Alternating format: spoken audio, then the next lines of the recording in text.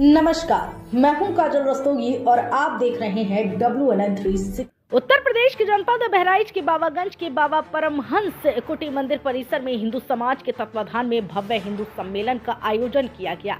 आपको बता दूं, मातृशक्ति किरण पाठक के संबोधन से सम्मेलन की शुरुआत की गई। आपको यहाँ ये बताना बेहद जरूरी है कि मुख्य अतिथि साध्वी महंत रीता जी ने मस्जिद, मदरसा व मिशनरियों से सावधान रहने का आह्वान किया, तो वहीं हिंदू समाज के लोगों को संगठित होकर एकजुट रहने पर जोर दिया। कार्यक्रम का शुभारंभ मुख्य अतिथि ने दीप प्रज्वलित कर किया। हमारे संवाददाता कैमरामैन शाहिद हुसैन के साथ संतोष मिश्रा की इस रिपोर्ट में देखें। इस मंच पर उपस्थित इस परमहंस मंदिर के पीठाधीश्वर महाराज रामदास जी कर पा रहा है कि कैसे परिकल्पना कर सकते हैं कि बांग्लादेश का हिंदू सुरक्षित रहेगा। एक कैसे परिकल्पना कर रहे हैं कि हमारी बहन बेटियां पाकिस्तान में सुरक्षित रहेंगे, तब भारत का हिंदू कश्मीर से खदेड़ दिया गया और इसका स्वाभिमान आज भी जिंदा नहीं है। 19 जनवरी 1990 को कहा गया कि सभी कश्मीरी हिंदू अपने बहन बेटियों को, नौजवान बहन बेटियों को छोड़ करके कश्मीर खाली कर दे। तब ये तो भारत में संविधान था कि नहीं था?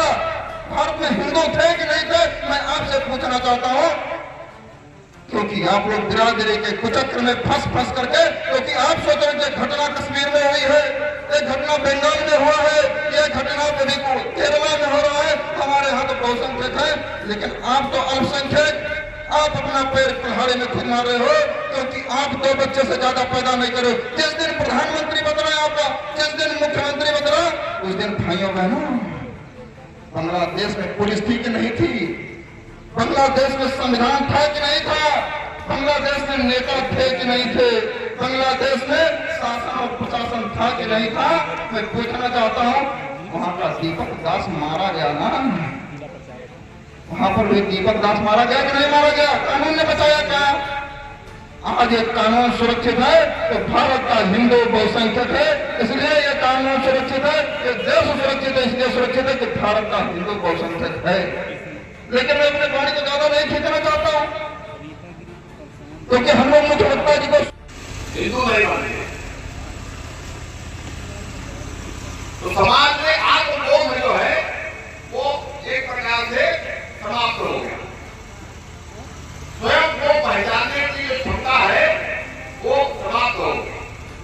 तो उसके पीछे एक बहुत बड़ा कारण है कि 1000 वर्ष की गुलामी, लगातार भारत पर आक्रमण हुए, लगातार विदेशी लुटेरे आते गए, भारत को लूटते गए, ले आते गए, लेकिन धीरे धीरे जो हिंदू समाज, जो भारत का समाज था, वो सदैव से समर्थ था, सदैव से शांत रहने वाला था, अध्यात्म में ध्यान देने वाला था। तो उस समाज का धीरे धीरे पतन हो गया। या आक्रामक नहीं होते थे तो किसी को नहीं छोड़ते थे, कतलेआम करते थे। 2 लाख में 1 लाख से अधिक लोग मारे गए, उसके बाद मंदिर ध्वस्त होकर गए। ऐसे ही अगर भारत में मातृभूमि को नमन करते हुए मंचासीन हमारे बीच में उपस्थित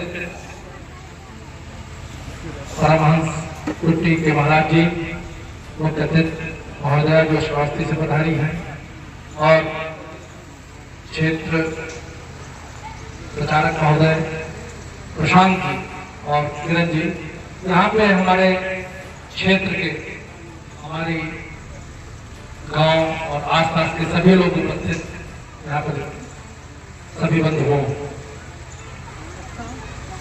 प्रशांत जी ने, भाई साहब ने पूरे देश के इतिहास पर पूरा दृष्टिपात करते हुए आज इस हिंदू जो जागरण सम्मेलन है, इस मंच से आपको हमारे इस क्षेत्र की, हमारे गांव के आसपास के जो सभी लोग यहाँ पधारे, उस जनता को यहाँ की हिस्ट्री और पूरे देश की हिस्ट्री और जो हिंदू की अस्मिता का प्रतीक है, 1893 में स्वामी विवेकानंद जी ने शिकागो में जाकर के हिंदू जागरण का आह्वान किया था और उसके बाद से लेकर के आज भी 1925 में राष्ट्रीय स्वयंसेवक संघ की स्थापना के बाद से लेकर के लगातार हिंदू जागरण की आवश्यकता क्यों पड़ी, आप लोग आज इस पर मनन करें।